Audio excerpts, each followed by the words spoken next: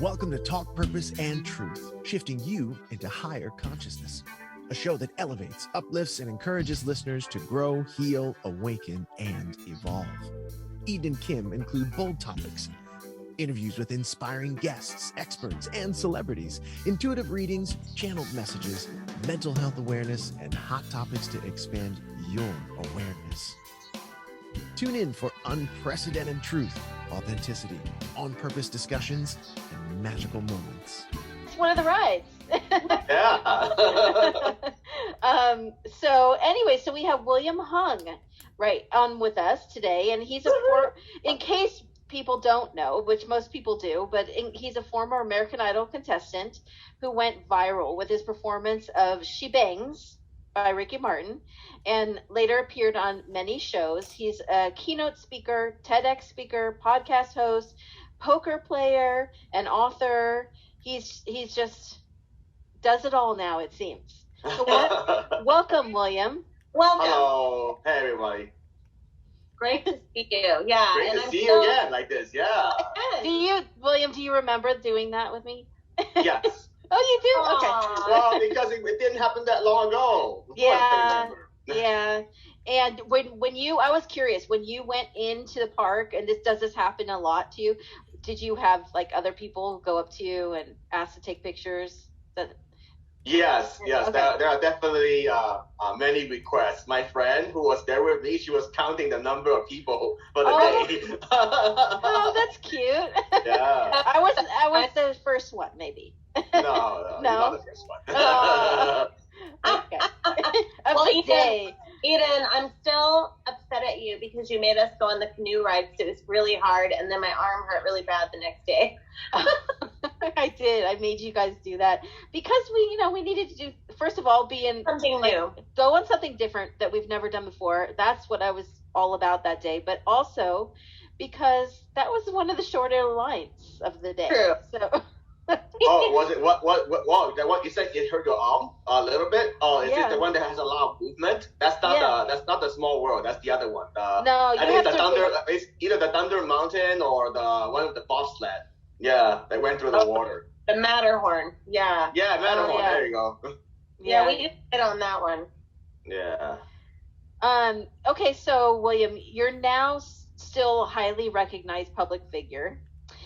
You were a former engineering student, though, and what made you go audition for Idol? Tell us what happened before that. Well, what made me decide to go on Idol was because I started with school. I wasn't I wasn't doing that great with school. I wasn't having a good time. I was struggling. So I thought I need to try something new. Then one day I saw this poster for a school talent show. So I went for it. I studied Ricky Martin's music video, She Bangs, online. And then I tried to mimic his dance moves, the way he sings. And I won. I didn't expect that. I won the school talent show. So that's what gave me the confidence to audition for American Idol. That is fun to hear. That's so cool. And so then you went on American Idol, and then tell us can you sing just for like 30 seconds of it, and then tell us what happened? Well, I'll explain like this. Let me just describe or paint the scene, okay? Okay. So what happened was I went through multiple rounds, preliminary auditions, and that's not so easy because that's what most people don't know, right? Most people think you just get on TV, you just get in line. That's not how it works. The way it works is you have to like stand in line with thousands of other people, and then I went through like 2 preliminary rounds with former producers, other staff members. They let me through, and then I finally get to stand in front of Randy, Paula, and Simon. As you probably know, Simon is going to be the mean guy, Simon Cowell. Yeah. Randy's cool guy, funny guy, and Paula is a nice lady. And then once they asked me to tell them why I show up, all that, which is why I told you, right? I just want to try, and then here I go. She bangs, oh baby, when she moves, I go crazy 'cause she loves like it flow, but she still like it be that every girl in history. And then Simon said, "Thank you, thank you. You can't sing, you can't dance, so what do you want me to say? I said, I already gave my best. I have no regrets at all. Paula said, good for you. That's the best attitude yet. I said, I had no professional training. And Simon goes, no. Well, that's a surprise of the century. Oh, I love how you tell the story. I know. Well, then, how did you feel after? You didn't know yet that it was going to become this big sensation? No, I just thought the audition was over. I go back home, go back to school, be a normal guy, and that's the end of it. Little did I know, after they broadcast my audition, all of a sudden, people started coming up to me and treat me like a celebrity. They asked for pictures and autographs. Oh my gosh, your life changed. Yeah. In an instant. Yeah, the next day, literally, when I went back to school. That is crazy. So did you enjoy it though, or was it hard to get used to that, or how did you feel? Everything happened just too quickly. All of a sudden, I didn't know how to react to it. Like you mentioned earlier, I try to be as positive as possible. But there are times when I have to say no. Like if there are like hundreds of people trying to swarm me at the airport back then, it doesn't happen now, but back then it did happen, and I had to say no because I couldn't get to my flight if I said yes to all of them. Wow, that is amazing.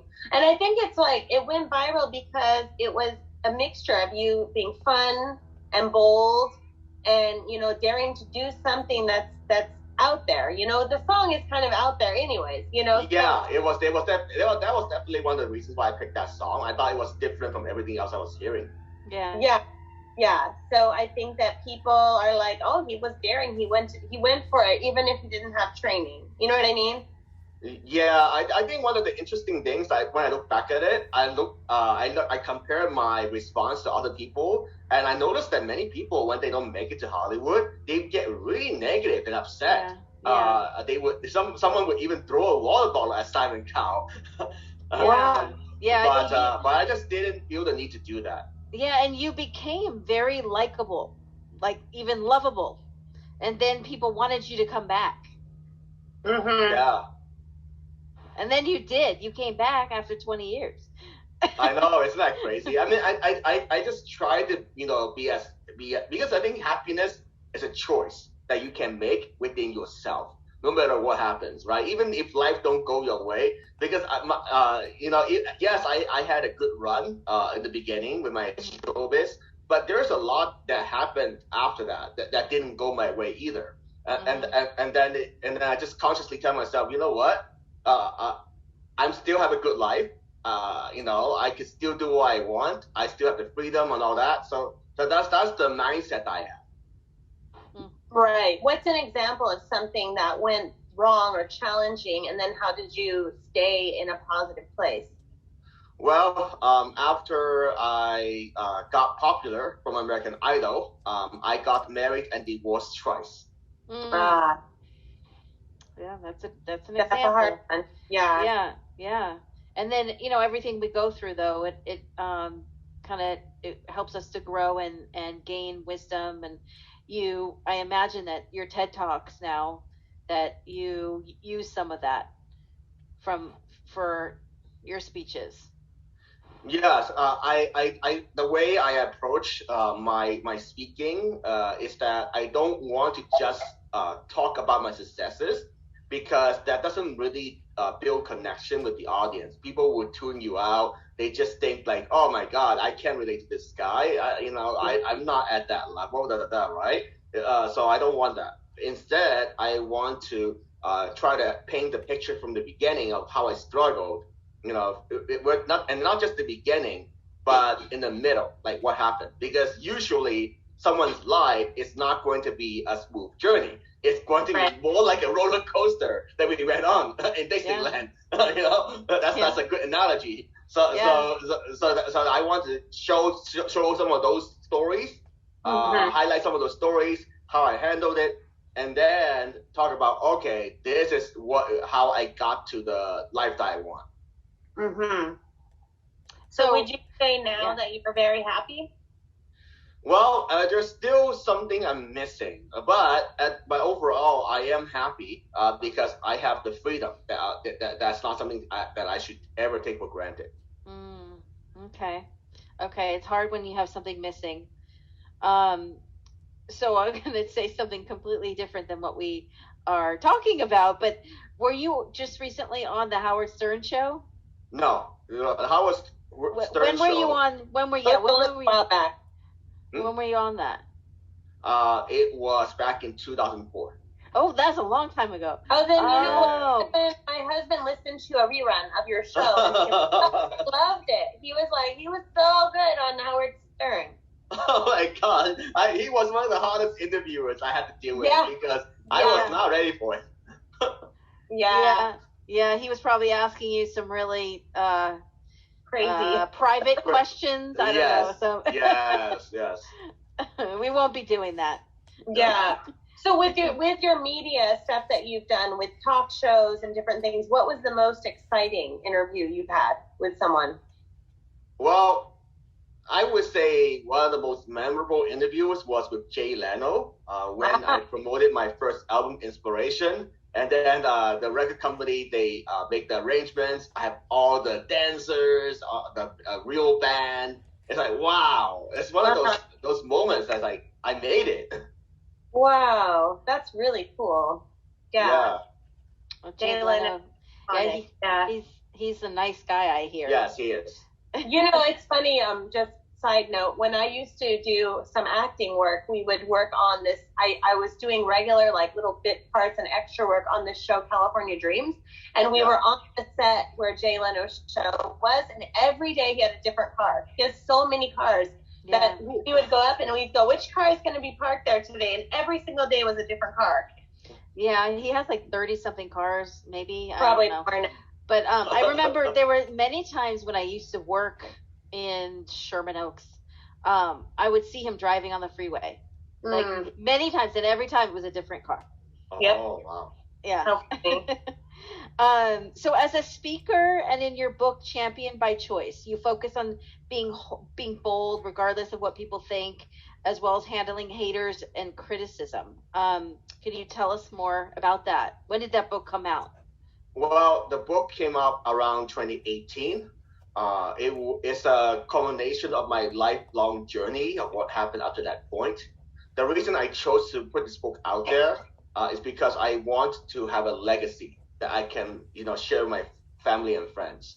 Because no matter how many interviews and TV shows I get on, I feel like I could not share my entire story. It's just too long. Yeah. So that's why I want to put this book out there. Yeah. And so what are some examples of, like, let's say that you do get haters or people criticizing. How do you handle that? Because I know a lot of people ask that question because of social media nowadays, bullying. Yes. Yeah. So the way I look at criticism is that if it's not constructive, if it's not something that I can use to improve, then I just have to let it go. Because otherwise, I will always be upset looking at the mirror. I would feel like I don't want to wake up to this day. So it's a conscious choice because especially based on my unique circumstances where, I didn't have the raw singing talent to be on this show. Not everybody appreciate what I did. And there's, for example, there's a group of Asian men that feel like, what I did could be setting them back. And that's based on how the media has been portraying them on TV, whether it's the martial artist or the comedian. It's like back then, what I did, it's almost like I added to the problem because I'm just another comedian making a fool of himself. But to this day, when I look back at it, of course, as a 20-year-old, there's no way for me to know that. But now that I look at it, taking a step back, I still wouldn't have apologized because I feel that everyone has a right to try something new without being judged or ridiculed.